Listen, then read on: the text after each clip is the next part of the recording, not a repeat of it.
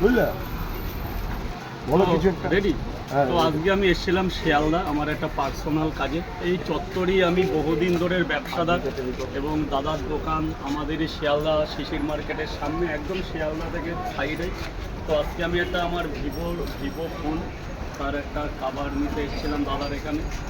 তো দাদা একটা ভালো কভার দিল এবং এখানে যত্ন সহকারে মোবাইলের রিপেয়ারিং করা হয়। যাদের ফোন এবং অ্যান্ড্রয়েড ফোনে কোনো সমস্যা সংক্রান্ত আছে দাদার কাছে চলে এসো।